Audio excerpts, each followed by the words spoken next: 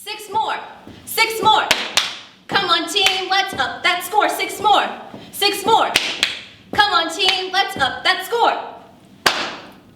As a cheerleader, I was pushed by my coaches for every game and every season to be identical to the rest of my squad.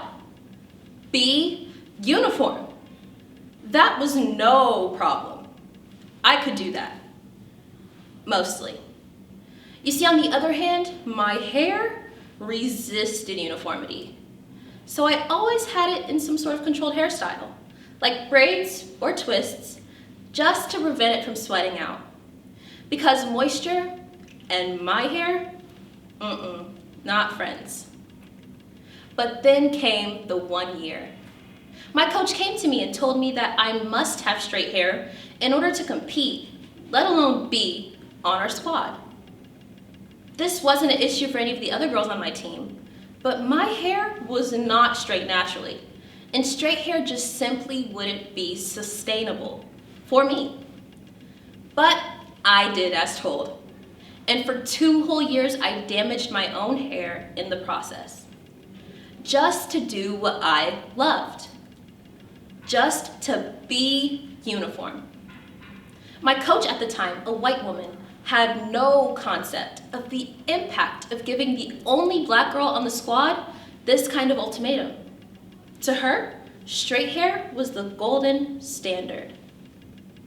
This instance of a lack of awareness, or even the slightest bit of empathy, was the first time I had witnessed white privilege in action. White privilege is a misunderstood reality, which has severe impacts that can only be neutralized through conversation and understanding. So today, we will begin this conversation. We will start with forming a true understanding of what the term white privilege really means. Then we will transition into the impacts it has on relationships and more. And lastly, we will wrap up with finding a solution that can benefit us all. So first, what is this advantage labeled white privilege? There are many misconceptions about it.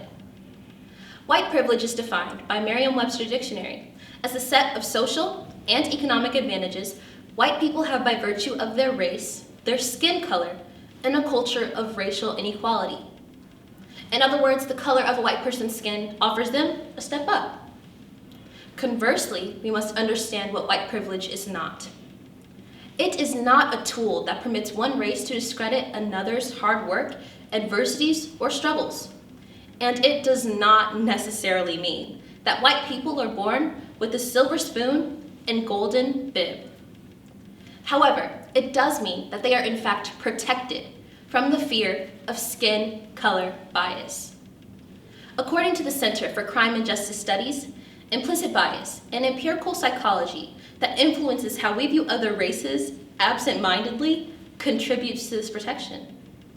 This organization offers a study done by psychologist Patricia Devine that states that people tend to have more positive associations with white people than they do with any other race.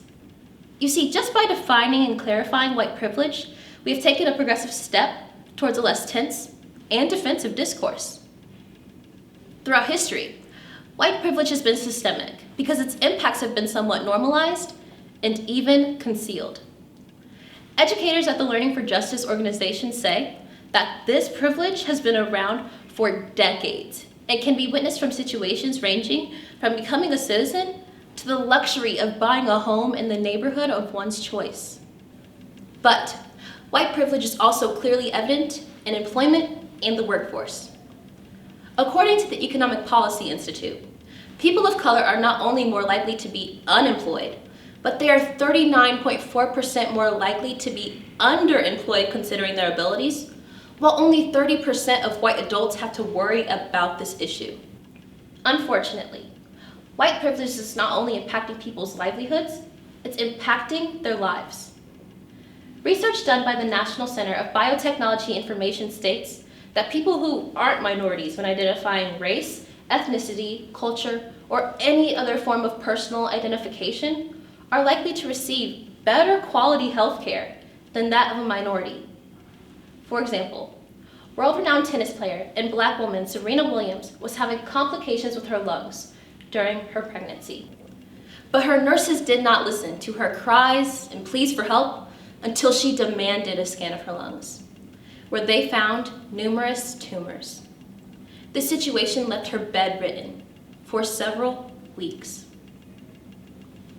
Beyond the systemic advantages, white privilege takes action in the smallest everyday realities.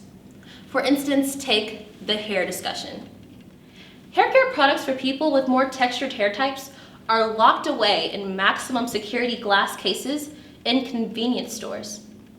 In fact, in 2018, a Black woman named Essie Grundy filed a lawsuit against her local Walmart on the grounds of their excessive lockdown of multicultural hair care products.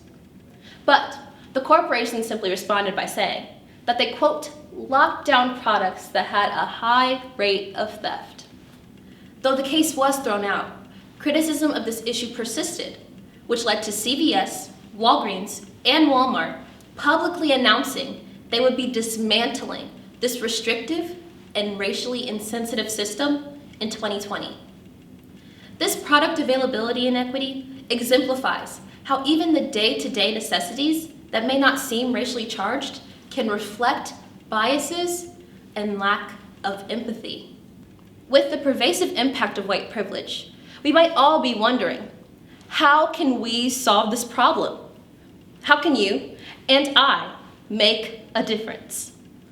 Well, there is no quick fix. There's no immediate solution, and there is no painless way to eliminate white privilege. But if we continue to work to understand the impacts that it has, we have taken a pivotal first step. You see, when examining issues like this, open dialogue is paramount for any form of progression.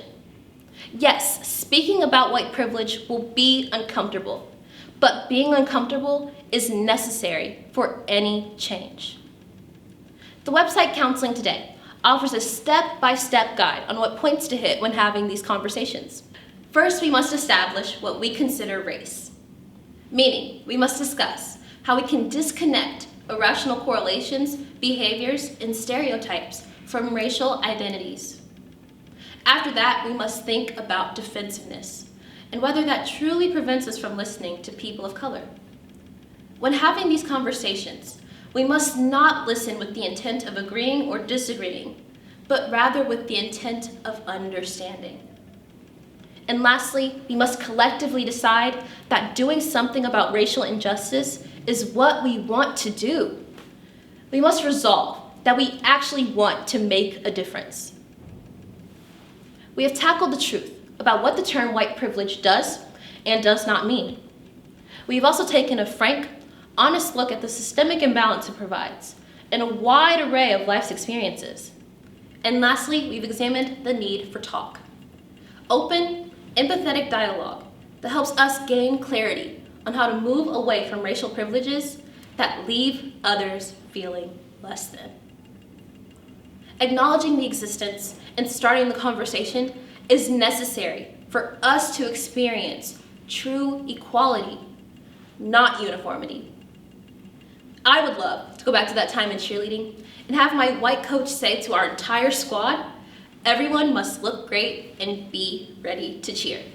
G-O, let's go, let's go. G-O, let's go. G-O, let's go, let's go. G-O.